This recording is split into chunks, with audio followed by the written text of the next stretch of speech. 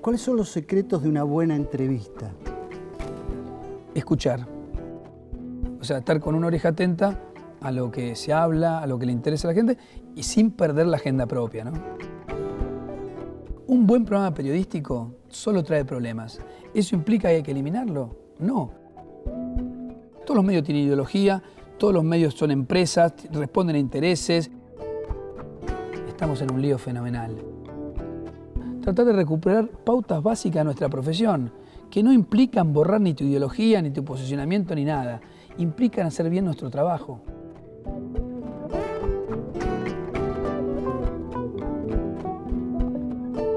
Bienvenidos, gracias por estar aquí nuevamente. En la presentación de hoy la vamos a hacer de un modo en particular, es decir, estamos hablando siempre con periodistas, esta es una clase de periodismo, pero pocas veces nos hemos metido en ciertas intimidades del oficio y de algún modo les presento primero a Reinaldo Sitecase, que tiene una voz muy particular hoy, está algo desgastada la voz, pero a propósito de eso quiero contarles por qué razón, por el tipo de trabajo que hace Reinaldo, el horario en que se levanta, y como pocas veces contamos eso, me gustaría empezar por ahí, Reinaldo. Todos los días a las 4 de la mañana suena el despertador y el periodista sale y se levanta y es casi heroico lo que hace a esa hora, ¿no? Sale y se arrastra en mi caso. En realidad hace 1 año y medio que estoy haciendo la primera mañana en Vortrix, en esta nueva radio de Mario Pergolini, que en realidad es una plataforma digital, es un proyecto muy singular, es mucho más que una radio. La radio es parte del proyecto digital. ¿Y en qué se diferencia de lo que es habitual, una FM, una M? Es una radio que emite imagen, es una radio que en realidad la plataforma digital es una plataforma de contenidos periodísticos ligados fundamentalmente al entretenimiento, al rock, y tiene un segmento periodístico que es el que encabezo yo. Pero lo que tiene es que, además de emitir por la frecuencia modulada, emite por internet, pero por internet está emitiendo imágenes. Cuando digo imágenes, no la camarita mostrando el estudio, sino que de pronto el periodista deportivo habla de un partido de fútbol y se ven las imágenes del partido de fútbol. El comentarista de espectáculo habla de una película y se ven las imágenes de la película. Todos los discos son videos, es decir, que el que sigue la radio por vortrix.com recibe imágenes. Y además hay transmisión de eventos, transmisión de conciertos, y vamos avanzando ya a la transmisión de programas que se van a ver por esto que nosotros ya no sabemos cómo denominar, por la web, pero como programas, y además se van a poder escuchar por la FM. Así que bueno, es un proyecto ambicioso, y bueno, una de las razones que hace que me levante y volvemos a las 4 de la mañana, cuando Mario me llamó, fui a agradecerle y a decirle que no me quería levantar temprano, porque no me gusta mucho la noche, soy una persona que se lleva muy bien con la noche. Y cuando le dije eso, me dice, ¿me das 20 minutos y te explico el proyecto? Y la verdad me explicó el proyecto, me lo contó, me lo mostró, abrí una pantalla, me sedujo, me convenció, me entusiasmó. Así que bueno, si hay algún sacrificio en el madrugón, tiene ese incentivo. ¿Cómo es la rutina de un periodista que se levanta a las 4 de la mañana en relación con la información, con lo que es su tarea? En ese momento, más allá de leer los diarios, más allá de actualizarte con los portales de internet, ¿cómo empezás a recoger información? ¿A quién se puede llamar a esa hora? ¿Cómo se produce la información? Porque todo lo que tenés, en definitiva, es de la noche anterior. No tenés información del día a esa hora de la mañana. Sí, yo tengo una ventaja, como trabajo también en la tele y participo en el noticiero de Telefe a la noche, en general ya hasta las 9:30 de la noche es como que tengo información fresca, que tengo que seguir trabajando para la columna de Telefe, y escribo en un blog, en el blog de MCN, así que estoy como mucho con la información. A veces no me hace falta ni leer el diario en la mañana, porque miro si hay algo que yo no haya tenido del día anterior. Y además tenemos un sistema de producción periodística muy interesante. Cuando me convocaron yo pedí tener un periodista trabajando toda la tarde, un editor de material de video y de audio también trabajando el día anterior, así que nos manejamos mucho esta maravilla que tiene internet, con el mail, el chat, así que estamos bastante en contacto durante la tarde anterior. Lo que sí, yo tengo un proceso lento para arrancar y soy de llegar temprano a la radio, ¿no? Eso hace que me levante tan temprano. Me tengo que bañar, tengo determinados rituales mientras voy escuchando la radio, ¿no?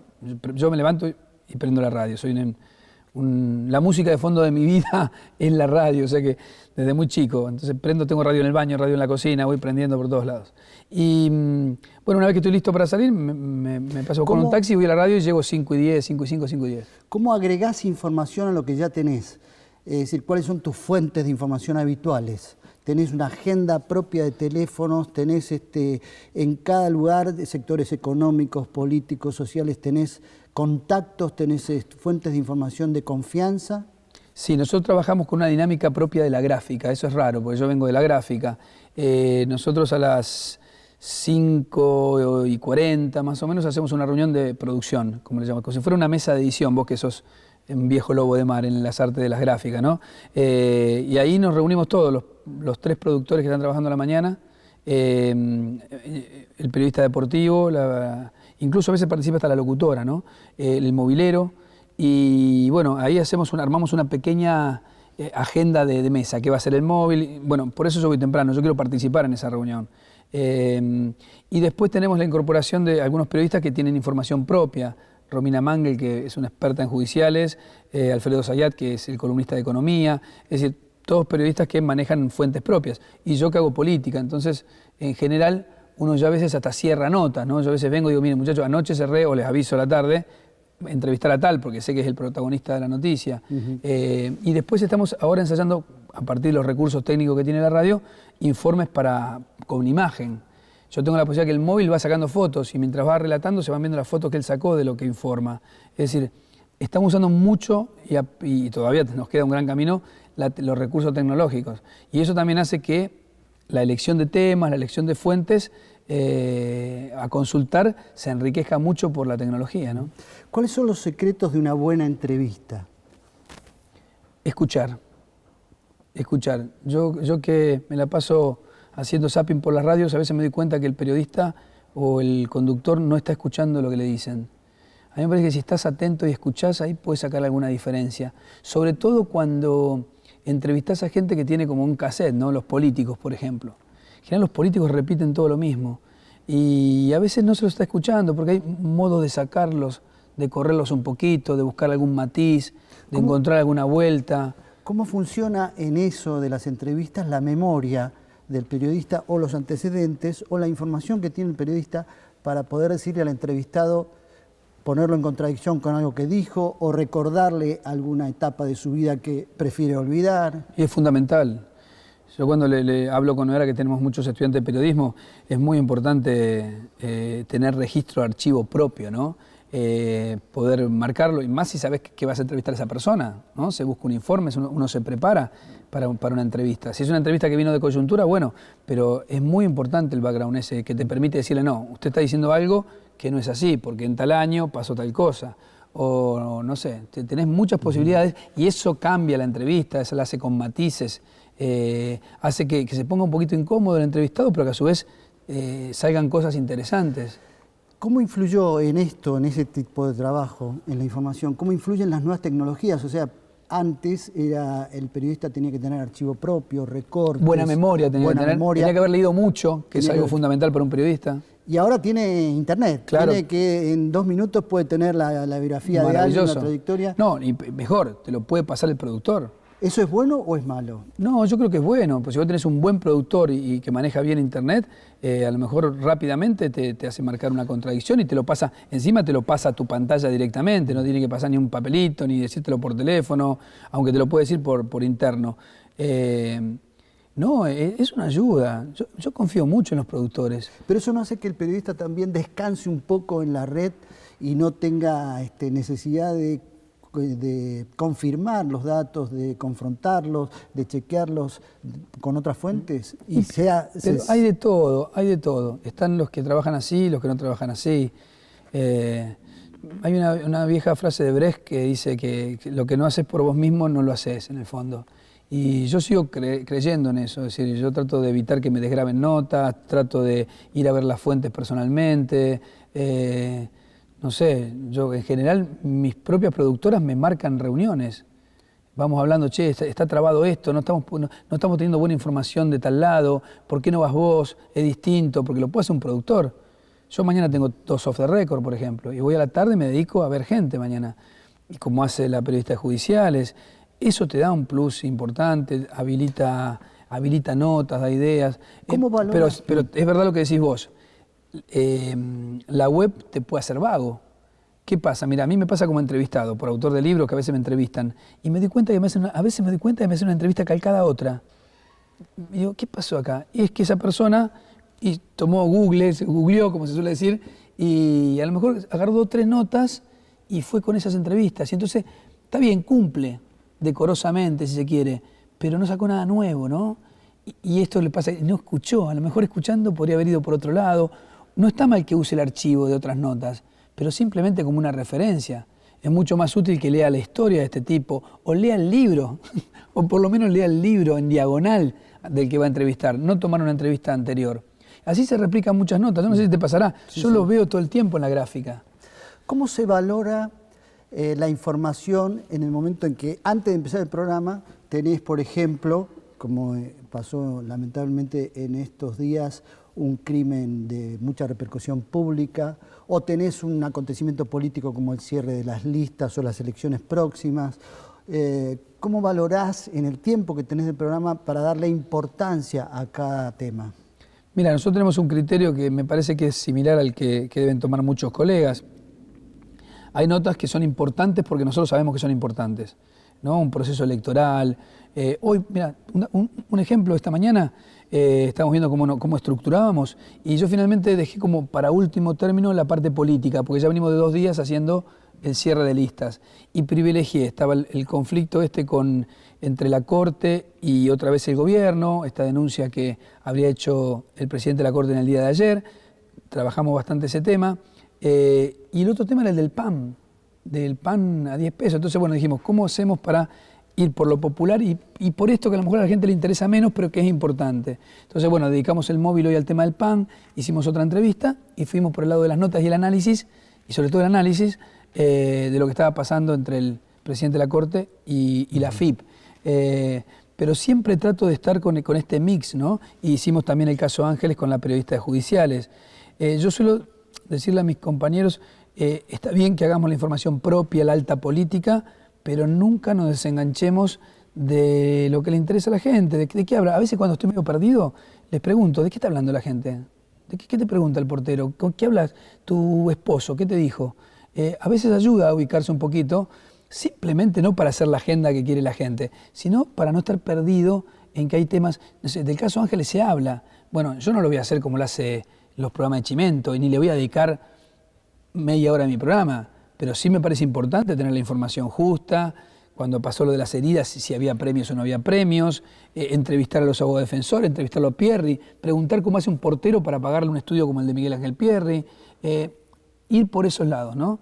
Esa es un poco la idea y el criterio. O sea, estar con una oreja atenta a lo que se habla, a lo que le interesa a la gente y sin perder la agenda propia, ¿no?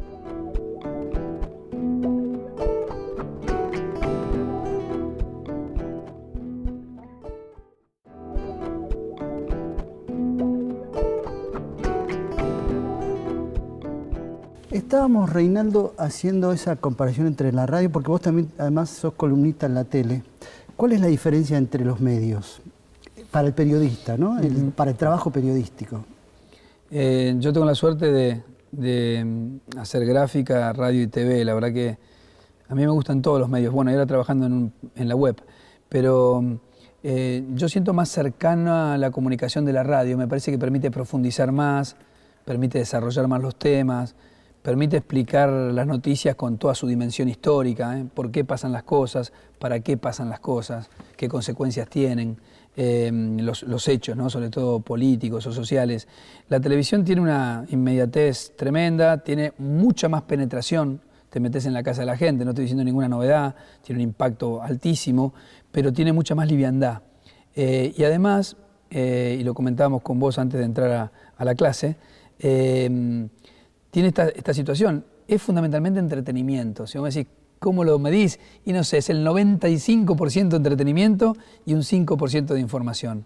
Y eso hace que, y voy a decir algo que quizá no le guste a muchos colegas míos, la televisión es el lugar más alejado del periodismo. O yo lo siento así. Porque justamente eso le da el pedacito, ¿no? Le da el poquitito. Y a veces cuando da información, ponerle el caso Ángeles, para tomar un caso reciente, lo tiene que rodear de entretenimiento, aunque parezca mentira, en un hecho macabro. Entonces a lo mejor tiene que musicalizar, tiene que desplegar móviles cuando no hace falta desplegar móviles, mandar un móvil diciendo algo aunque no pase nada en tal lugar. O tener un tipo haciendo dibujitos, marcando planos. Exactamente. Y a veces cuando la noticia no lo demanda. Ahora, cuidado, me está escuchando cualquier productor de televisión, me dice, sí, 7K, se vení vos a producir un programa, un noticiero con semejante hecho que tiene un interés de la gente tremendo. Y ahí pasamos, si querés, al minuto a minuto. El minuto a minuto la gobierna la televisión. A mí me parece una calamidad. Si dependiera de mí, lo eliminaría. Creo que el minuto a minuto es malo para los contenidos periodísticos. ¿Tiene que ver quizás con ese conflicto en que la televisión es imagen y la radio es palabra? Y bueno, también hay algo de eso. La necesidad de poner imágenes, ¿no? Porque no se resiste a una persona en televisión quizás hablando y entonces le dicen, no, poneme imágenes de algo y repiten a veces siempre la misma imagen. Sí. Bueno, son dos formatos completamente distintos, ¿no? La radio te pide otro tipo de compromiso. Pero cuidado, no reniego la tele, me parece tremendo, me parece espectacular, la televisión no tiene la culpa.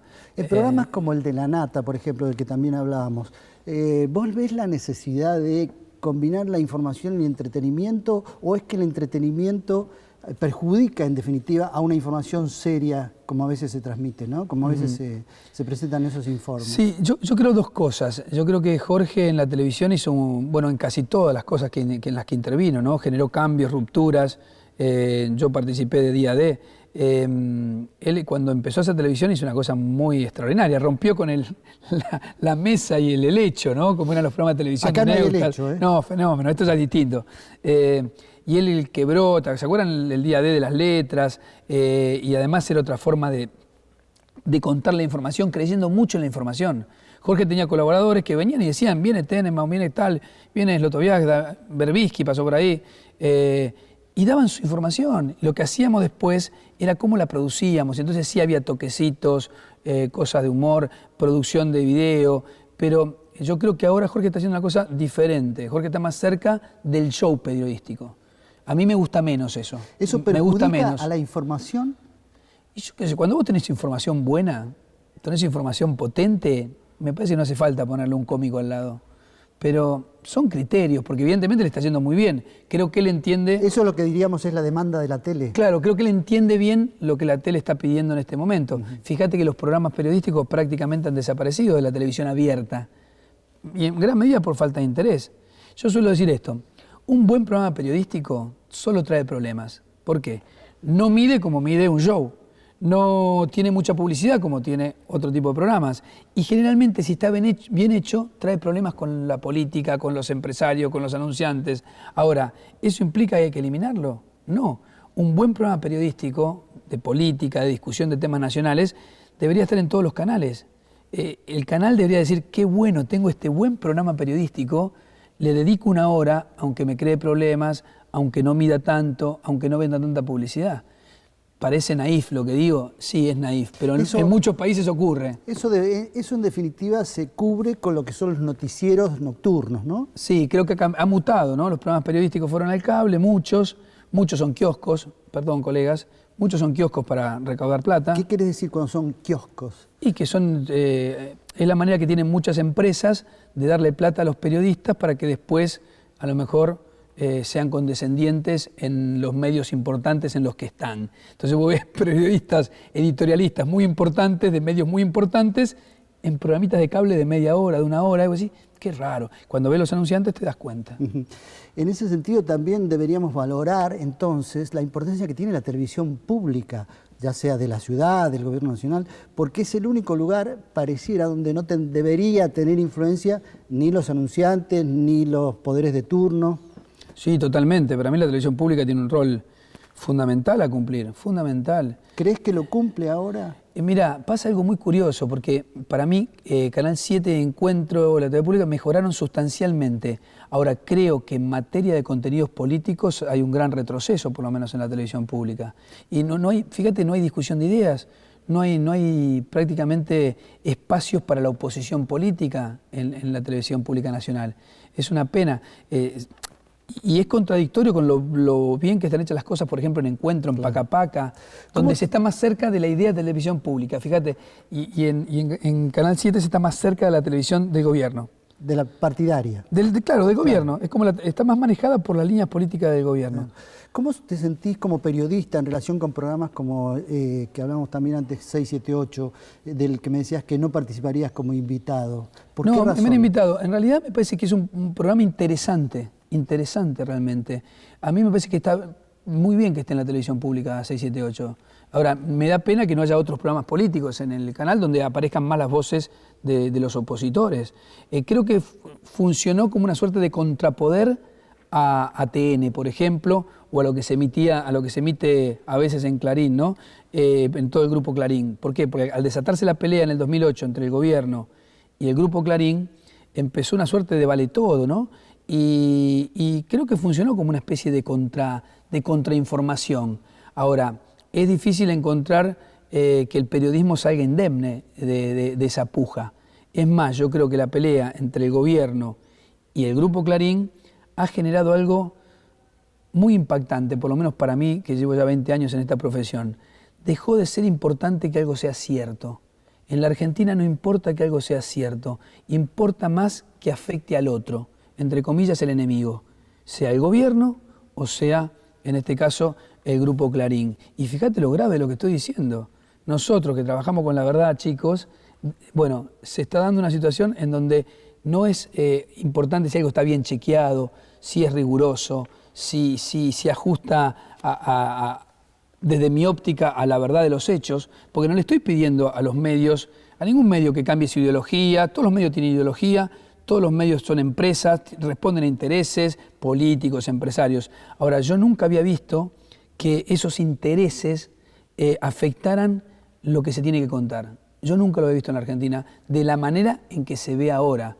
Obvio que vos, si tenés un diario más de la derecha, como puede ser La Nación, diario bien escrito por otro lado, creo que es el único que queda más o menos bien escrito, es un diario que no va a estar a favor de la política de derechos humanos del gobierno.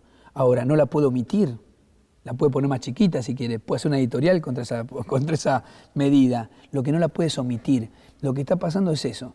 Yo creo que hay una degradación grande de los productos periodísticos en la Argentina que tiene que ver con esta pelea y con muchas cosas más, no solamente con esta batalla, ¿no? Esta pelea que vos señalabas se inició en el 2008, 2007-2008. Como periodista, ¿averiguaste por qué? ¿Tenés información qué pasó? Porque es una pelea entre socios, o por lo menos que eran aliados, digamos, políticamente el gobierno y Clarín, y hay una ruptura a partir de 2008 que nadie nunca explicó por qué. ¿Tenés vos información?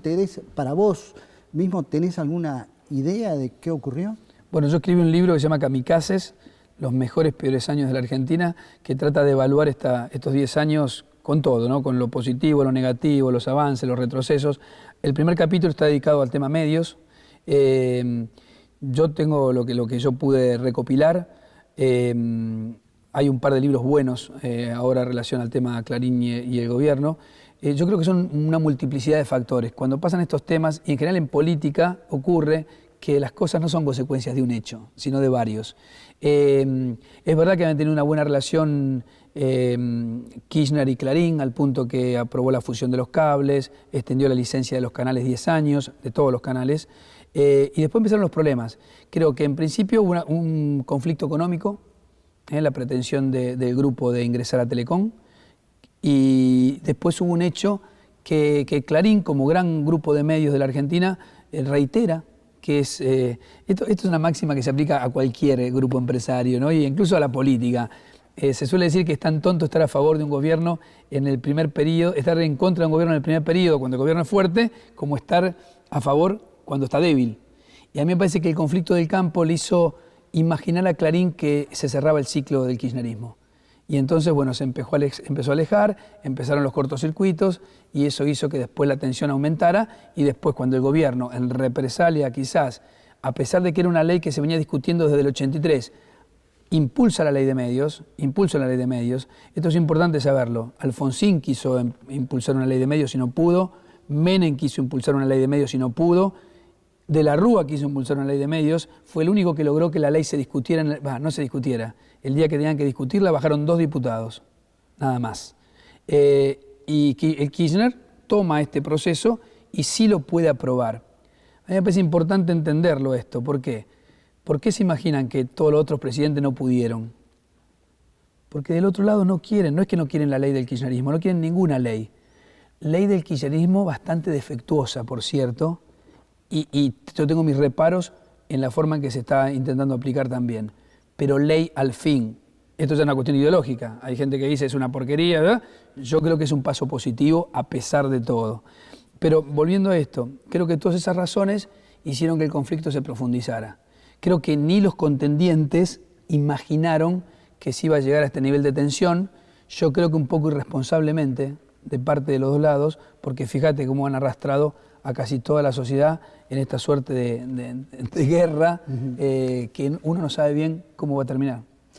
¿Y cómo afectó esa guerra al oficio en sí? Porque, digamos, el periodismo venía sobrevalorado en los años 90 como una de las instituciones de la democracia en las que la gente más confiaba, a que ahora cualquier periodista está en cuestión y aún los de más trayectoria, los de más antecedentes, están sospechados de ser de un lado o del otro, de defender determinados intereses. ¿Vos vivís esa degradación? Sí, ¿Ves cómo ha afectado al oficio en particular? Sí, totalmente, porque el gobierno, esto sí ya es una dinámica del kirchnerismo. El kirchnerismo construye poder en base a la confrontación. Hago mal en recomendar mi libro, pero hay un capítulo de mi libro que basa un poco en el tema política eso. Empezó con mucha debilidad y construyó siempre teniendo un enemigo enfrente, ¿no? Y creo que cuando se dio la batalla esta por la ley de medios y el gobierno que tiene muy poco, este es un gobierno que tiene bajísima tolerancia a la crítica, bajísima tolerancia a la crítica. Y eso fue alimentando también toda esta cuestión. Lamentablemente pasó a ser como esencial estar en contra o a favor del gobierno. Y a mí me parece que eso está bien para la gente común, la gente normal, pero un analista político no puede estar a favor o en contra de un gobierno. ¿Por qué? Porque los gobiernos no hacen todo mal o todo bien. Yo suelo decir que es tan sospechoso el periodista o el medio que critica siempre como el periodista o el medio que no critican nunca. Porque algo raro hay. Es decir, hasta el peor de los gobiernos hace cosas positivas y el mejor de los gobiernos tiene corrupción, comete barbaridades, se tienta con el autoritarismo. Entonces, bueno, me parece que esta cosa binaria nos ha hecho mucho daño a todos. Creo que, no sé, va a pasar bastante tiempo hasta que la gente, bueno, trate de recuperar la confianza en algunos mensajes y en algunos periodistas. Yo insisto con la idea de tratar de recuperar conciencia crítica, de repensar las cosas, de tratar de bajarle un poco el tono a los discursos virulentos y tratar de llevar esta discusión a un plano más racional. No es sencillo, porque además, ¿sabés qué está pasando con esta lógica? Si de pronto vos adherís, ponele, estamos en esta charla, ¿no? Y de pronto yo te pondero alguna acción del gobierno, cualquiera, no sé, la política de derechos humanos, yo que vengo de página 12. Alguien te puede decir, y claro, mirá lo que está diciendo, lo compró el gobierno. Si te casas, es kirchnerista. Ahora, si yo en este mismo instante te critico la reforma como la critico públicamente, la reforma express que intentó en la justicia la presidenta de la Nación, dice, ¿y no ve? Labura para la corporación. Bueno, aflojen, muchachos. A ver, ¿se puede adherir a alguna política sin que te hayan comprado, porque te parece que está bien? Y se puede criticar medidas del gobierno sin que seas un traidor a la patria. A mí me parece que si no logramos romper con esa lógica, estamos en problemas.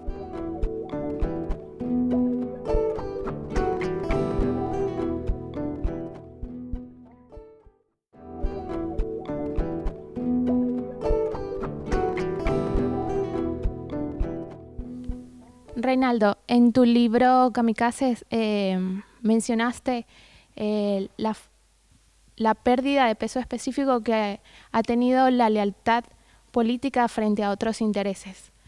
¿Crees que esta situación ha jugado de alguna manera en las coaliciones que se han armado ahora para las elecciones legislativas?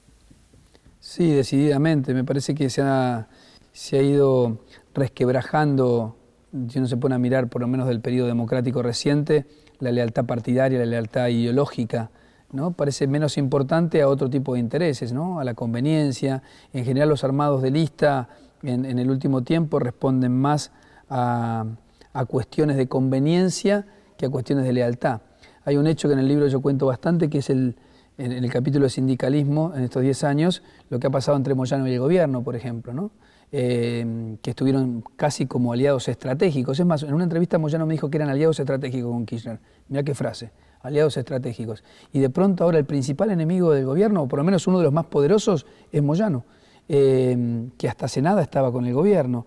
Y eso que tiene que ver con intereses, con otra cosa, no tiene que ver con la comunidad ideológica ni con la comunidad partidaria que tenían en ese momento.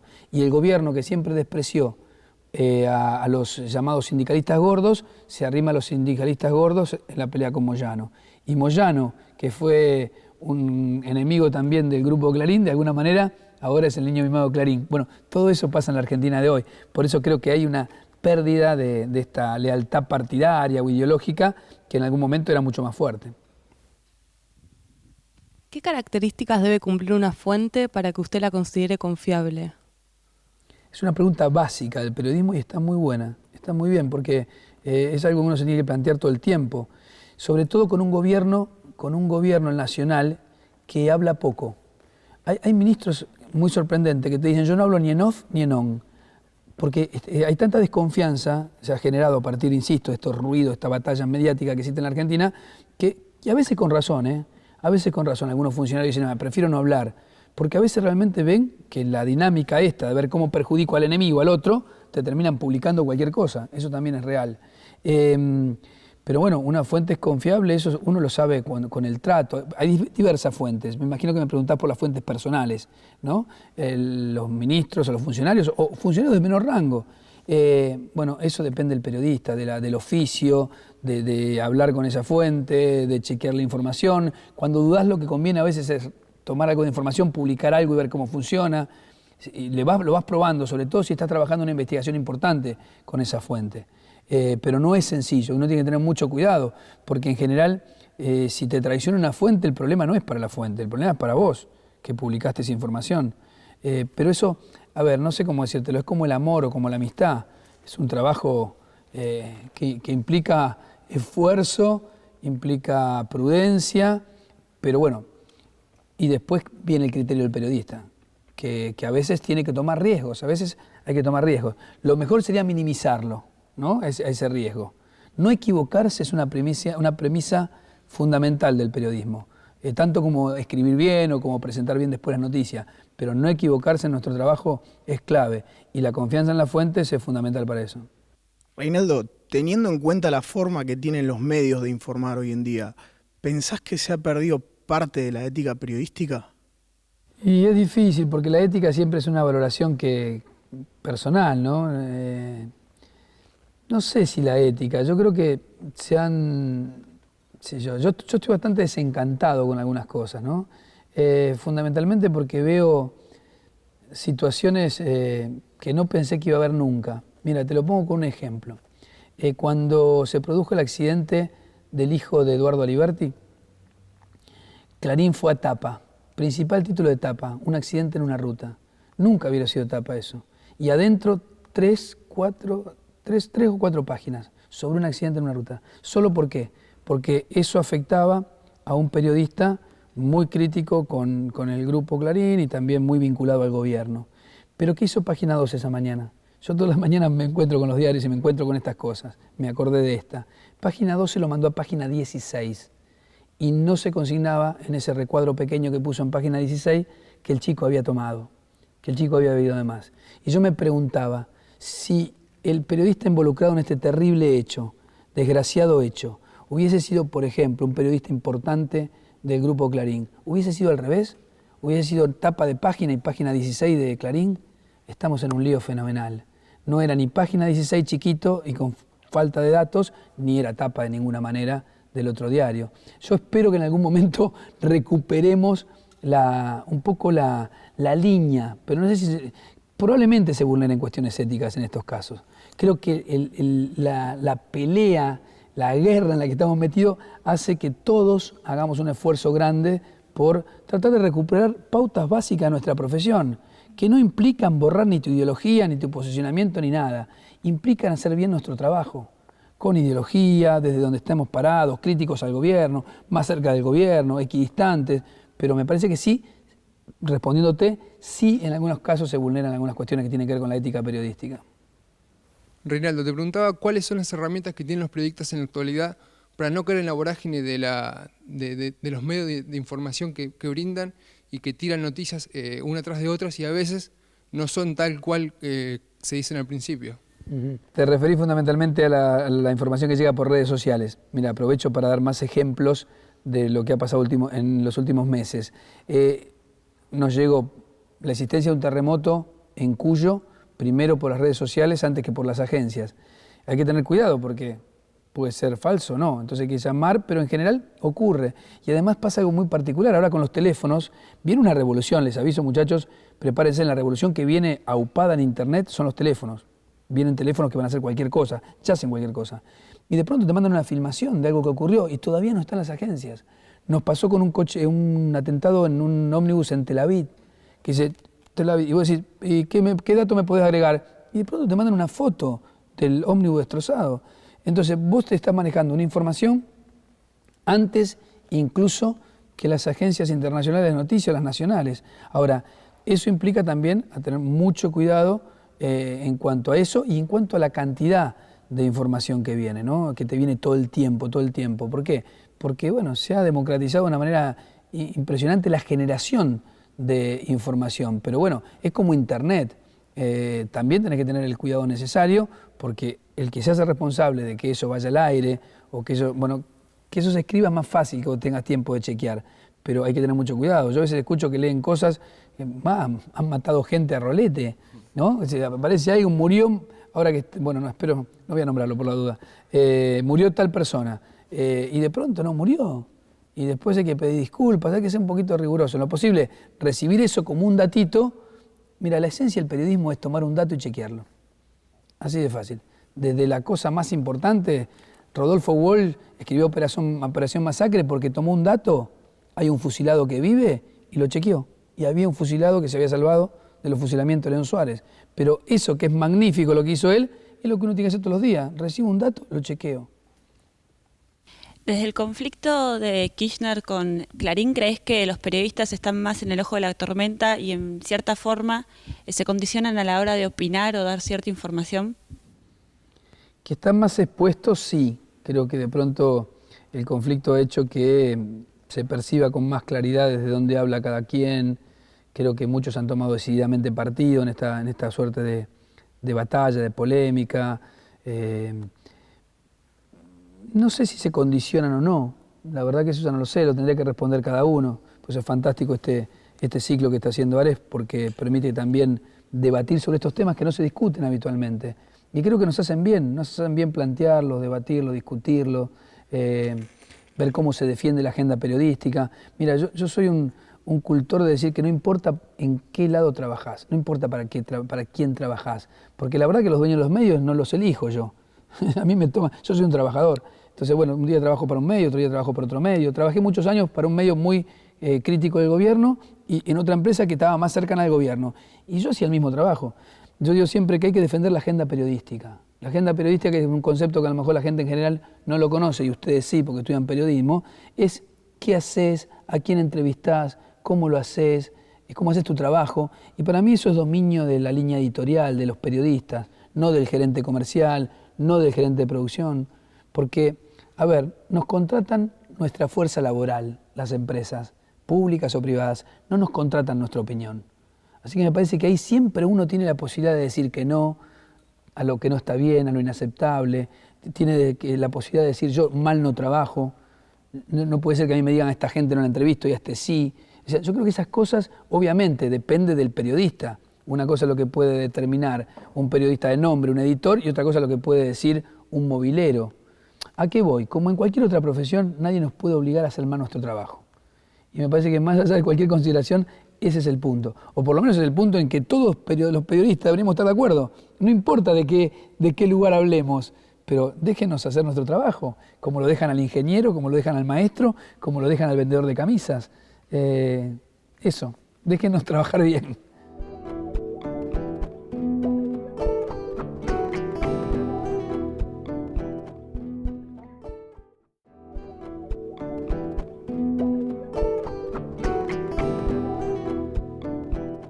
Reinaldo, no hablamos todavía de tus años en Rosario, de tu formación, de tu vocación. ¿De dónde viene tu vocación de periodista?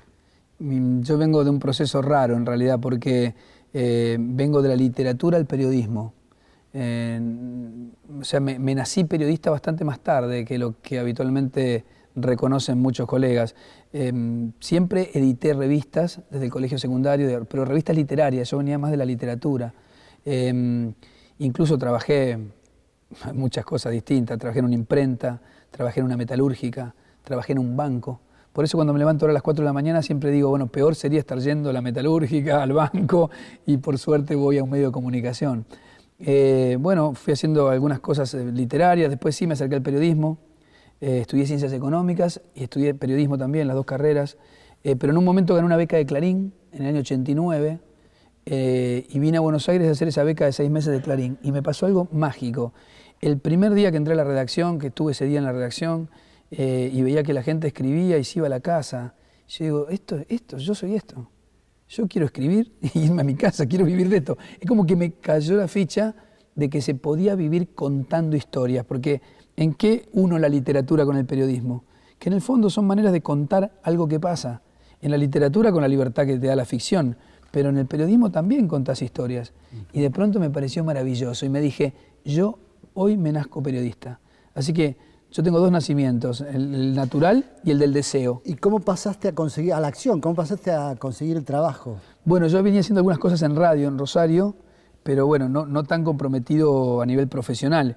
Cuando pasé esta etapa, después volví a Rosario, ya me llamaron a trabajar en el ET8 de Rosario, y ya ahí empecé una vorágine, ¿no? Empecé el ET8, después pasé a Página 12 de Rosario, cuando la Nata arma Rosario 12, nos convoca, fue una etapa maravillosa, porque Jorge vino a hacer una entrevista a Fontana Rosa, y nosotros que leíamos el diario, que estábamos entusiasmados con Página 12, que estábamos con Pablo Feldman y Horacio Vargas, pedimos que nos dejen atender los teléfonos en el programa ese, porque queríamos verlo al Gordo y queríamos verlo también a Fontana Rosa, era mágico, y atender los teléfonos. Nos fuimos a tomar un café después de ese programa con ellos, y charlando sobre los diarios, que en Rosario hay un solo diario, que sigue existiendo en la capital, Jorge propone y dice, ¿y por qué no hay otro diario? Y han fracasado los proyectos, vamos a hacer un diario nosotros, dice, vamos a hacer un diario acá.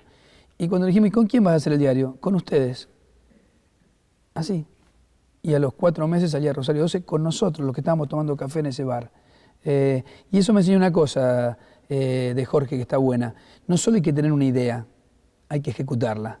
Porque en el periodismo vos podés tener unas muy buenas ideas, que es importante, porque las ideas producen los eventos periodísticos. Vos tuviste una idea acá, sí. Pero después hay que llevarlas a cabo, defenderlas, ejecutarlas. ¿Y cuáles eran tus modelos, tus referentes, a quién seguías, como quién querías, como qué periodista querías ser? Me imagino que como la Nata en ese momento. Sí, a pesar de que ahora estamos un poco distanciados, sí, Jorge es un gran maestro de periodistas de su generación. ¿Se puede preguntar por qué están distanciados? ¿Te interesa contarlo? Sí, estamos mirando el país de manera diferente. Claro. Estamos mirando el país de manera diferente y estamos ejerciendo la praxis periodística de manera diferente. No más que eso, no más que eso. Pero sí, Jorge es un gran maestro de sus propios... Jorge es un gran maestro de los periodistas de su generación, es una rareza. Y después, bueno, en mi ciudad, 2 referentes. David Feldman, maestro de periodista que me introdujo a la radio allá.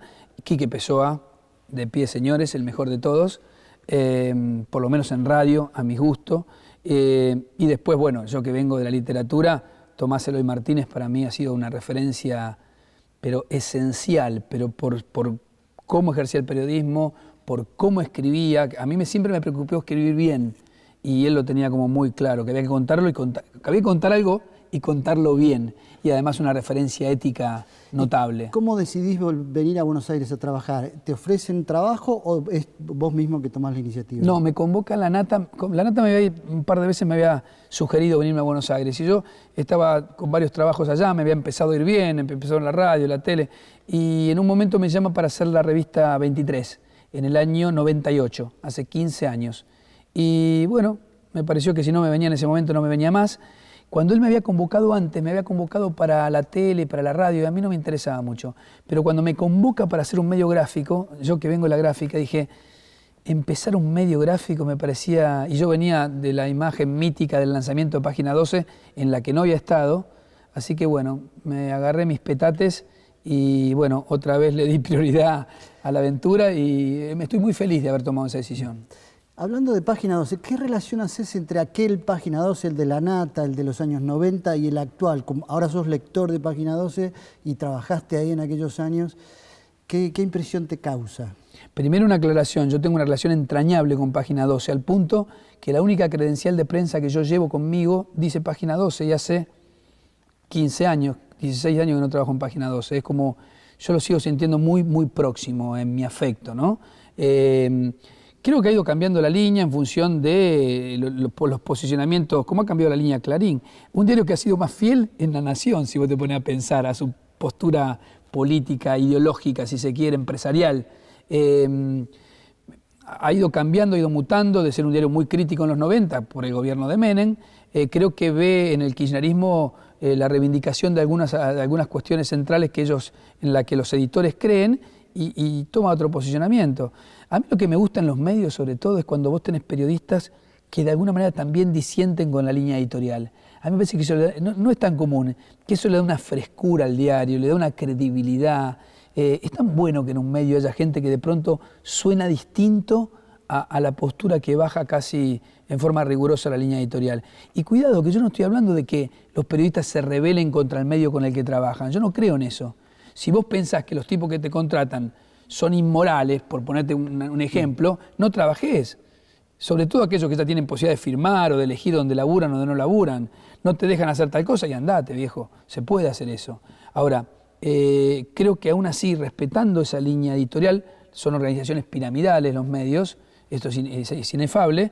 Lo que sí me parece es que uno tiene pensamiento propio y que uno, aún respetando esa línea editorial, puede marcar sus diferencias, puede marcar su opinión y que es muy saludable que el medio lo respete. Algunos amigos me dicen que yo tengo una postura un poco inocente y un poco naif. Yo creo que realmente los medios se construyen con el tiempo en base a la credibilidad. Y eso te lo da el material humano que tiene el medio, no te da la estructura poderosa del medio. Así que bueno, tengo esa fantasía, ¿no? Que en algún momento uno pueda leer voces que incluso sean disonantes, que eso pasa en algunos medios y es muy bueno, ¿no? Pero bueno, creo que ha evolucionado Página como ha evolucionado Clarín, un poco al ritmo de esta disyuntiva fuerte en la que nos ha metido el kirchnerismo a todos, ¿no? Creo que el kirchnerismo hay algo que hay que reconocerle. Entró para sacudir el tablero político y cultural de la Argentina de una manera fuertísima. Por eso es tan apasionante. A mí que me gusta la política y no me enojo cuando cuento la política. Mira, acá tengo una diferencia con Jorge. Soy de los que no me enojo. Yo trato de contar lo que pasa y explicarlo. Creo que hay algo que hay que apuntar y que es eso. Ha generado como una suerte de revulsión. Veremos en la distancia, porque es muy difícil verlo ahora en caliente, si eso ha sido positivo para el país o no. De todos modos, con relación al oficio, al oficio del periodismo, hay una ilusión de los lectores, de los espectadores, que le reclama a los periodistas la independencia, que hagan valer su independencia, que demuestren su independencia.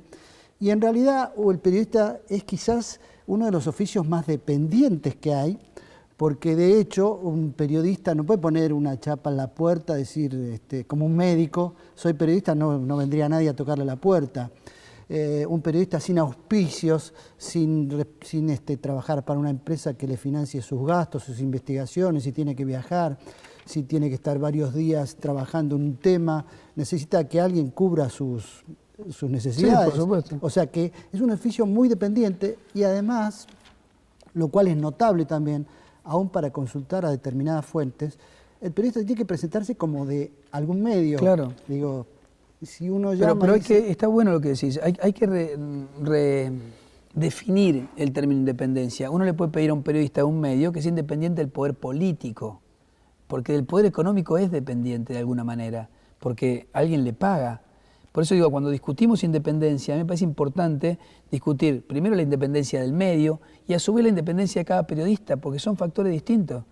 Yo me siento con más independencia probablemente que mis productores de la radio. ¿Por qué? Porque ellos no se pueden dar el lujo de decir esto no sé si lo hago porque me voy, porque tienen que mantener a su familia. Yo no estoy pidiendo acá una suerte de heroicismo tonto, pero sí lo que me parece que es importante es esto. A los medios hay que pedir la independencia del poder político, que no sean factores de cadenas de transmisión vía publicidad oficial o vía lo que sea, de mensajes acríticos sobre ese, como lector, yo ahí me posiciono como lector o como escucha, como televidente, independencia del poder político. Y después lo que está bueno es saber de qué empresa dependen cada uno para saber medianamente desde dónde me están hablando. Y a los periodistas lo mismo, saber de dónde están hablando, creo que eso es bueno. Creo que hubo, y vos lo sabés, una sobrevalorización del periodista, casi como una suerte de fiscal de la República. Y esto lo decía Tomás Eloy Martínez, no es bueno eso tampoco. El periodista tiene que hacer su trabajo, hacerlo bien, que si hace su trabajo bien, además contribuye a que una sociedad sea más justa, más democrática, más consciente, con más conciencia crítica, o sea, potencia la idea que tenemos nosotros de lo que tiene que ser un ciudadano, alguien que consume mensajes, pero tiene también derecho a consumir esos mensajes y a su vez a decidir bien y actuar bien en función de esos mensajes. No es poca la tarea que tenemos. Me parece que este mensaje final es parte de la gran lección que tuvimos hoy y le agradecemos a Reinaldo la visita con este aplauso. Gracias.